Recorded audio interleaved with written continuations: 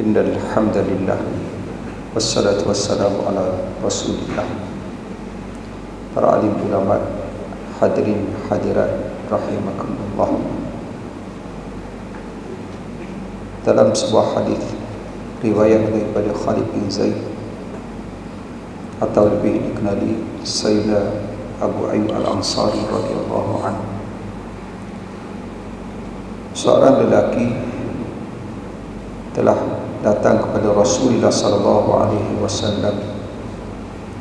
Kemudian beliau menyatakan kepada Rasulullah sallallahu alaihi wasallam, "Ya Rasulullah, ausini wa aujiz." Berilah wasiat, peringatan kepada saya. Maka Nabi sallallahu alaihi wasallam bersabda kepada lelaki tersebut, "Wa idza kumta fi salatika fasalli salatan muwaddin." Bila mana kamu berdiri untuk solat, anggaplah solat yang kamu dirikan itu adalah solat yang terakhir untuk kamu. Wala tatakallam bi kalamin ta'tadilu min. Janganlah kamu bercakap satu perkataan yang kamu terpaksa meminta kemaafan daripada perkataan tersebut. Wa ajmil ya'sa amma fi aidin nas. Kumpulkanlah rasa putus asa, maksudnya tidak tamak, tidak rakus dengan apa yang ada di tangan manusia. Hadirin hadirat rahimakumullah, hidup di dunia ini adalah hidup untuk kita mengambil manfaat daripada setiap ruang peluang yang diberikan oleh Allah kepada kita semua. Kerana sama ada saya yang berkata-kata, tuan-tuan yang mendengar saya bercakap, satu masa kelak kita sama-sama akan kembali kepada Allah. Dan bila mana kita kembali kepada Allah, apa yang akan kita bawa adalah amal kita semua. Dan bila mana kita membawa amal kita, jangan kita merasa sudah memadai, kerana Nabi SAW pernah menyebut dalam hadis baginda SAW, "La yudkhilullah ahadan minkum amaluhul jannah wa la yujiruhu minan nar wa la ana illa bi rahmatin minallah." Sabda Rasulullah SAW, amal seseorang tidak akan memasuknya ke dalam syurga dan tidak mengeluarkannya daripada neraka walaupun saya, melainkan dengan rahmat daripada Allah. Maksudnya bukanlah menafikan kita tak payah sembahyang, tak payah puasa, tak payah baca Quran, tetapi hadis Nabi SAW ini, kalau kita memahami dengan penuh keinsafan, kita akan merasa bimbang, rasa takut. Kerana seandainya kita hanya bergantung sepenuhnya kepada amal kita untuk masuk syurga, adakah kita yakin bahawa amal tersebut boleh membawa kita masuk ke dalam syurga? Kenapa tuan-tuan ya? Cuba kita muhasabah solat kita, sembahyang kita, puasa kita. Adakah amalan-amalan tersebut atau ibadah tersebut sudah melayakkan kalau saya dimasukkan oleh Allah ke dalam syurga, kalau tuan-tuan dimasukkan oleh Allah ke dalam syurga? Kerana bagaimana kita rasa layak kalau setengah daripada kita ada yang solatnya subuhnya pukul 8, sembahyangnya 5, tapi dia sembahyang 3. Kalau budak hari ini memang ramailah macam tu tuan-tuan ya. Pengalaman saya dengan budak-budak ni, sama ada sekolah rendah, sekolah menengah, dia tak jauh berbeza. Kalau ditanya berapa kali sembahyang, 3 kali. Berapa kali sembahyang? 2 kali. Tak cari pelajar yang sembahyang komplit 5 waktu ini pengalaman saya lah sangat susah.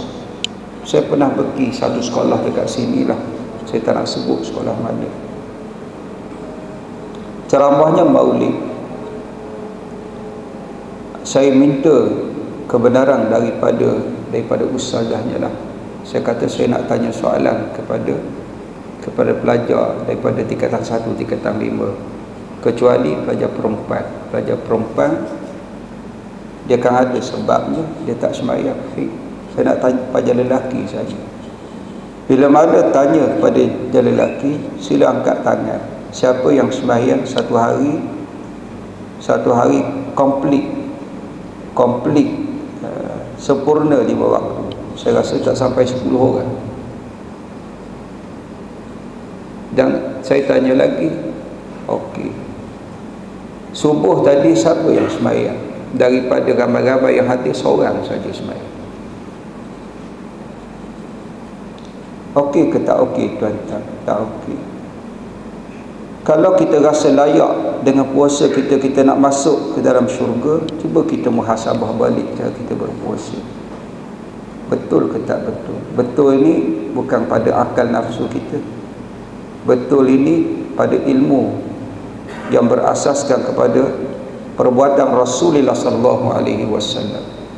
Rasulullah semakin nak menuju kepada kemuncak Ramadan, semakin giat beribadah.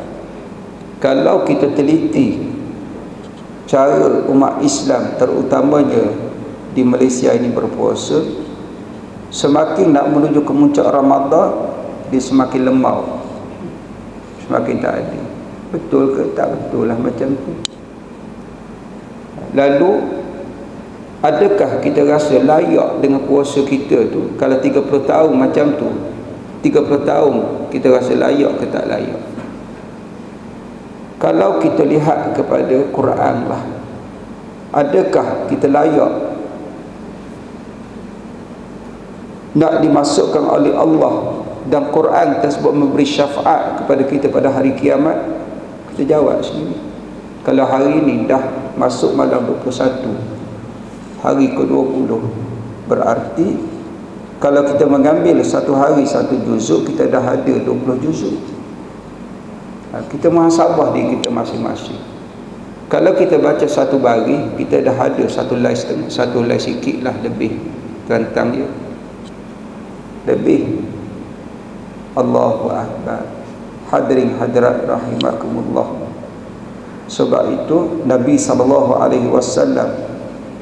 dalam hadis tersebut, Nabi menyatakan, bila mana kamu solat, kata Nabi kepada lelaki ini, anggaplah itu solat yang terakhir. Macam tu juga kita tak tahu tuan-tuan ya, bilakah lagi ruang dan kesempatan nikmat yang diberikan oleh Allah ini Allah cabut, Allah sempitkan. Kalau kita insaf, kita lihat pada tahun lepas, kita masih boleh sembahyang, tetapi disempitkan oleh Allah. Sempitkan bagaimana? Tak ada tarawih dekat masjid surau. Betul kan? Kita boleh sembahyang lagi, sembahyang dekat rumah, masih ada peluang. Walaupun berjemaah di surau masjid kita tak dapat, Allah. Dan bila mana diberikan peluang, kita ambil peluang sungguh-sungguh. Kerana mungkin tahun depan hadirin hadap, ruang tersebut disempitkan oleh Allah sekali lagi. Atau bagaimana ruang nikmat tersebut disempitkan oleh Allah, disulitkan oleh Allah, hadirin hadirat sakit. Bila mana tak sakit, kita ambil peluang buat sungguh-sungguh. Dan bila mana disempitkan oleh Allah, disulitkan oleh Allah, tiba-tiba sakit, tentangnya bermakna banyak benda kita tak boleh nak buat. Bila mana tak buat, Allah dia tak zalim. Dalam hadis dinyatakan oleh Rasulullah SAW, seandainya semasa kita sihat, kita giat melakukan amal ibadah, pahalanya tetap ditulis. Pahala tetap ditulis dengan syarat dia buatlah semasa dia sihat. Tetapi yang sangat-sangat menakutkan kita semua, bagaimana ruang dan peluang tersebut Allah tutup serapat-rapatnya. Bagaimana kita mati. Bila mana mati, dia tak ada dah peluang kita nak puasa, kita nak tarawih tentangnya. Itu Allah dah tutup rapat dah. Sebab itu kata Sayyidina Ali radhiyallahu anhu dalam satu kata-katanya yang masyhur, yang panjang lah, kunu min abna'il akhirah wa la takunu min abna'id dunya. Jadilah kamu anak-anak kepada akhirat, jangan kamu jadi anak-anak kepada dunia. Al-yaum, hari ini, di dunia ini, kata Sayyidina Ali, amalun wala hisab, tempat beramal, tak ada cerita lagi hisab ke apa tentang ya. Ghadan, besok-besoknya di mana? Akhirat. Hisab wala amal, tempat di mana Allah akan nilai, Allah akan tengok semua apa yang kita buat. Cerita beramal, cerita tak ada. Di akhirat, orang yang tak beramal dia akan menyesal. Tuan-tuan boleh buka banyaklah tentang ya. Antaranya kalau kita baca surah Al-Munafiqun, Rabbi laula akhartani ila ajalin qarib fa asaddaq wa akum minas salihin. Bila mana nak mati, manusia akan menyesal. Awal penyesalan manusia di mana, tuan-tuan? Nak mati. Kenapa nak mati? Tuan-tuan bacalah kan, tuan-tuan baca buku, tuan-tuan dengar para asatizah tuan-tuan menyebut tentang perkara ini. Bila mana kita nak mati, urida alaihi maq'aduhu, dibentangkan kepadanya tempat duduknya. Wa in kana min ahlil jannah, min ahlil jannah. Kalau dia daripada ahli syurga, daripada ahli syurga. Tapi kalau dia daripada ahli neraka, sampai kiamat tuan-tuan dia akan tengok tempat duduk daripada ahli neraka. Masa nak matilah. Dan bila mana menyesal masa tu, dia minta tangguh dengan Allah. Tangguhnya kenapa? Apa tujuannya? Fasaddaqa wa akum minas salihin. Nak sedekah, nak jadi orang bagus, orang yang soleh. Tuan-tuan, Allah dah bagi peluang dah. Masuk dalam kubur, berintih lagi. Rabbana akhrijna na'mal salihan ghairal ladzi kunna na'mal. Minta dengan Allah nak keluar balik. Tapi Allah layak, Allah tak layak, tuan-tuan ya. Sehingga manusia berjanji dengan Allah, fa in udda fa innadh zalimun, kalau kami ya Allah, setelah mana kamu kembalikan semula kami di atas dunia, kami jadi tak elok balik, kami lalai balik, leka balik, kami zalim ya Allah. Adakah Allah layak? Tak, tuan-tuan. Allah tak layak. Sebab itu bila mana diberikan peluang kita berada di atas dunia, diberikan nikmat kita berada dalam bulan Ramadan, kita ambil peluang, kita buat sungguh-sungguh. Kata ulama, idza futiha ahadukum babul khair falyantahisbu, setengah riwayat falyusri' ilaihi la yadri mata yughlaqu anhu. Bila mana seseorang daripada kamu dibuka pintu kebaikan, bila mana Allah buka pintu untuk kita berbuat baik, falyantahisbu, ambil peluang, rebut peluang tersebut, buat sungguh-sungguh. La yadri mata yughlaqu anhu, dia tak tahu bilakah pintu tersebut akan tertutup untuknya. Tuan-tuan ya, sebab itu kita ambil peluang, kita diberikan peluang oleh Allah. Allah pilihlah kita untuk berada dalam bulan Ramadan ini, kita buat sungguh-sungguh. Kenapa kita tak tahu, tuan-tuan ya? Kerana kalau tuan-tuan perhati hari ini, tuan-tuan yang pernah saya sebutlah, bukan di tempat tuan-tuan, di banyak tempat. Salah satu di antara tanda kiamat yang dinyatakan oleh Rasulullah SAW, min asyratis sa'ah ayat haram mautul fujaah, dia akan banyak berlaku mati tiba-tiba. Saya anak kepada kawan saya lah, umur 18 tahun, sanilah kot, tentang 18 tahun, meninggal dunia, tak ada sakit apa-apa. Dia pergi makan, buka puasa kot dengan kawan dia, balik tu jatuh meninggal dunia.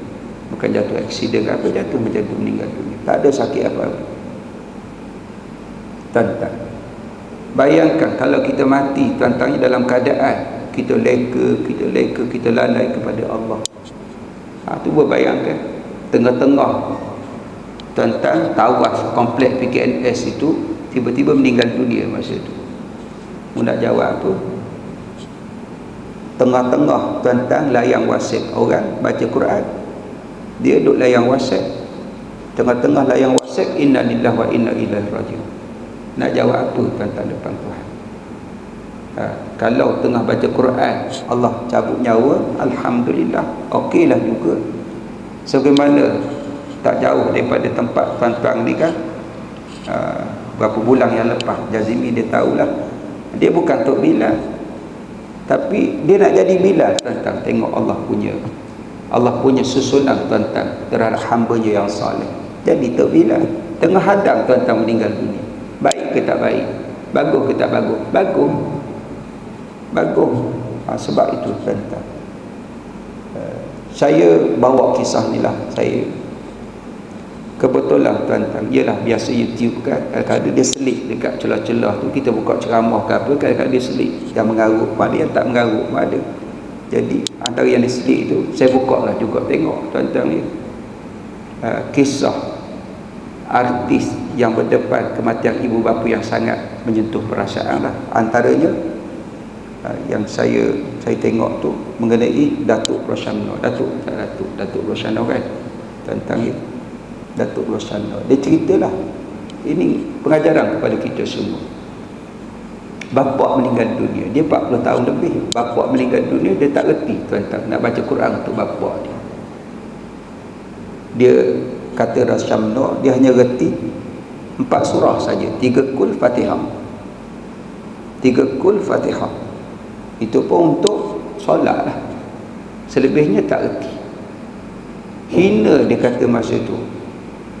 Tak baca Quran untuk bapak tak reti. Saya pernah jumpa tuan-tuan ni, seorang budak lelaki datang jumpa saya. Masa tu saya tuan-tuan ya, ialah jadi pembantu sebuah kedai buku lah, cerita lama ni tuan-tuan ya, selepas UIA dululah. Datang minta cari apa Yasin Romanis. Tuan-tuan ingat Yasin Romanis yang dia eja dengan Rumi, YAASIN, Yasin, dia je lah. Saya kata ada, tak nak jual. Kenapa? Bagi saya Yasin Ramani ni tak betul lah. Dia punya sifat makhraj syurut tu kadang-kadang dia lari, tak nak jual. Budak ni nangis. Dia pun ceritalah, dia kata maknya meninggal, dah dikebumikan. Dia nak bacalah Quran untuk mak dia, Yasin untuk mak dia, tak reti. Sama yang pernah berlaku kepada Rosyamno. Hina dia kata, padahal dia ni heboh lah satu Malaya, heboh Malaya, heroin dapat anugerah macam-macam, betul kan? Tapi bapak meninggal dia tak reti nak baca. Belambak hari ni tuan-tuan, belambak. Jadi dia minta dengan mak dia, doakan untuk saya untuk mengaji Quran. Doa mak mustajab. Doa mak mustajab. Kalau kita baca, saya tak lama tuan-tuan, tak risaulah, saya tak suka tazkirah lama-lama tuan-tuan ya. Doa mak sangat mustajab. Mak dia pun berdoa. Satu ketika semasa syuting KL Gangster lah, ada seorang budak lelaki lah, dia kata pada Rosyamno, saya ni peminat awak lah tuan-tuan. 3 bulan ini ringkas cerita lah tuan-tuan boleh buka YouTube lah, tengok. Selepas 3 bulan, akhirnya Rosyamno dia tahu rupanya yang minat dekat ni seorang ustaz. Tengok Allah punya susunan tuan-tuan, Allah punya susunan. Sebab itu kita kena banyak baca doa, Allahumma inni ala dzikrika wa syukrika wa husni ibad. Baca semua tuan-tuan. Itu kita minta dengan Allah tu. Ya Allah, bantu saya ingat pada kamu. Allah kan buatlah macam mana. Ada lagi, ya hayyu ya qayyum bi rahmatika astaghith. Ya Allah, aku minta tolong ya Allah. Asli sya'ni kullahu wa la takini ila nafsi tarfatan ain. Kamu jangan serah padaku ya Allah wala sekelip mata. Kamulah yang perelokkan segala urusan dunia dan akhirat. Kita minta dengan Tuhan. Kalau Allah suka, dia akan susung tuan-tuan. Susung. Rupanya budak tersebut, peminat dia tu seorang ustaz. Dia kata dekat budak tu, kamu ajar saya lah, tapi jangan bagi tahu orang lain, rosan ni bodoh Quran. Dia pun belajar daripada alif bata, khatam Quran depan Masjidil Haram. Kisahnya sama seperti kisah Profesor Dr. Muhammad Kamil Ibrahim yang saya dengar Radio Aikim lah. Lebih kurang tuan-tuan, dia profesor tak erti baca Quran, sama dengan Rasyamna. Orang baca Yasin, kata Rasyamna, dia hanya tahu sebut yang dua depan, Yasin wa Quranil Hakim, selebihnya miming je. Sama dengan Profesor Dr. Kamil Ibrahim. Tuan-tuan, saya bila mana saya dengar tu, tuan-tuan, saya ceritalah tuan-tuan ya, kepada mereka yang hadir dalam kuliah saya. Cuba kita fikir macam ni, bagaimana kalau Allah matikan Rasyamna dalam keadaan dia tak erti Quran? Dalam keadaan tak erti tu, Allah cabut nyawa dia, masuk ke kubur. Tuan-tuan, kita akan pergi kubur semua. Masuk dalam kubur, ada yang diamankan oleh Allah daripada fitnah kubur. Baca suratul Mulk, salah satu penyebabnya kita akan dilepaskan oleh Allah, bukan payah pun. Tuan-tuan ya, okay. Ada yang akan berdepan soal jawab. Soalan dah bocor, ringkas tuan-tuan, 2 minit. Apa soalannya? Ma'amaluka, apa amalan kamu? Yang ditanya itu dia akan jawab, qara'tul Qur'ana wa amantu bihi wa saddaqtu bihi. Aku telah baca Quran. Dia boleh jawab sebab dia baca. Bagaimana kalau seorang ditanya apa amalan kamu, dia nak jawab dia baca Quran kalau dia tak erti baca Quran? Dia erti baca Quran tapi tak baca Quran.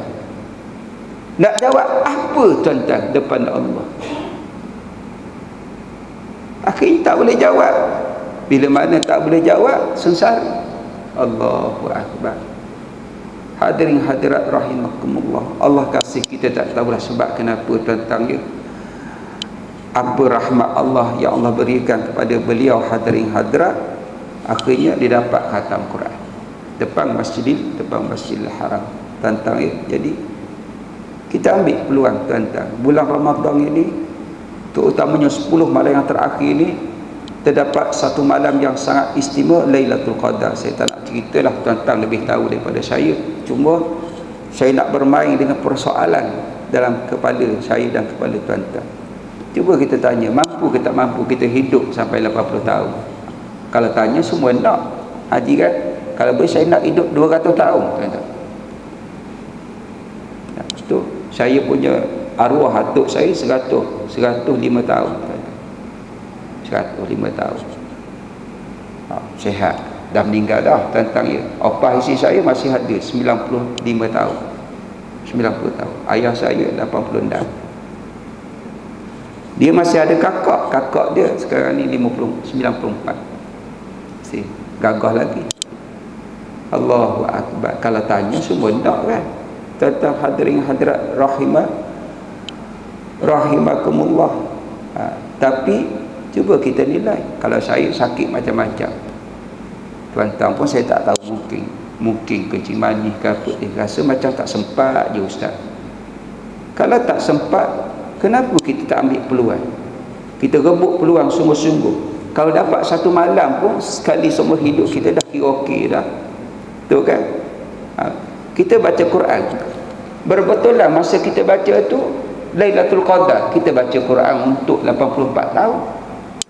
Kalau kita sembahyang, sebab itulah tuan-tuan ya, secara ringkaslah 10 malam yang terakhir ni, kalau bolehlah tuan-tuan rehatkanlah, tengok TV ke apa, dengan lagu raya ke apa, boleh tuan-tuan.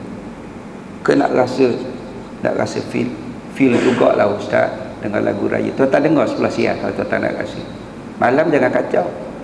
Kalau isteri ajak jom bang kita pergi komplek, tak payah. Tuan-tuan dia nak ajak pergi sebelah siang. Malam jangan kacau tuan-tuan.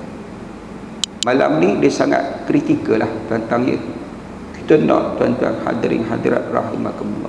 Okey, sekurangnya sembahyang maghrib, subuh, isyak pastikan berjemaah. Kita tak tahu bila Lailatul Qadar, malam ni ke tuan-tuan ya. Okey, kemudian yang terakhir daripada saya tuan-tuan ya, perbanyakkanlah membaca tuan-tuan Allahumma innaka afuwwun tuhibbul afwa. Tuan-tuan sebut semua tuan-tuan. Sebut tuan-tuan Allahumma innaka afuwwun tuhibbul afwa fa'fu anni. Itu Nabi ajar kan kepada Aisyah. Jadi ustaz tak boleh ke nak baca doa panjang usia murah rezeki? Tentang baca je lah. Tapi kena faham kenapa Nabi ajak Aisyah radhiyallahu anha doa tu. Kenapa? Kita keluar Ramadan Allah tak ampun dan tak kita hina. Satu hadis yang lain lah. Sebab itu besar pengampunan daripada Allah. Kita keluar Ramadan Allah tak berikan keampunan kepada kita, kita hina. Jadi tuan-tuan ya, minta ampun. Tapi jangan kedekut. Tuan-tuan. Tapi kita tak kedekut dah, kita baca kat Allah innaka afuwun tuhibbul afwa. Kita sebut mak kita ayah. Tak reti bahasa Arab tuan-tuan.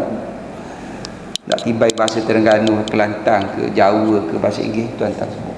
Kenapa? Itu Allah ajar waghfir lidzambik walil mu'minin. Mintalah ampun untuk kamu dan untuk orang beriman. Itu cara kaedah. Sebab itu kita sebut rabbighfirli wali walidayya. Kita dulu tuan-tuan. Tuan-tuan sebut Allah ampunkan dosa saya apa tentang ya Allah Akbar. Kemudian kita sebutlah ya Allah ampunkan dosa mak saya. Tuan-tuan, orang yang saya berhutang dengan dia, orang yang pernah saya maki dalam Facebook, dalam WhatsApp. Saya kerja maki orang sekarang ni.